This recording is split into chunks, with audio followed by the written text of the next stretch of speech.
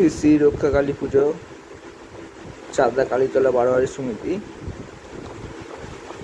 এই যে লাইনটা আছে এটা হচ্ছে ভোগের লাইন। ঠাকুর আসার পরেই আমাদের এখানে ভোগ দেওয়া হয়।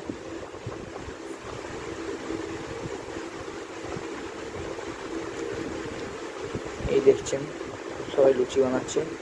লুচি, কুমড়ো আলু তরকারি, বোঁদে, এটা ভোগের প্রসাদ হিসাবে দেওয়া হয়েছিল।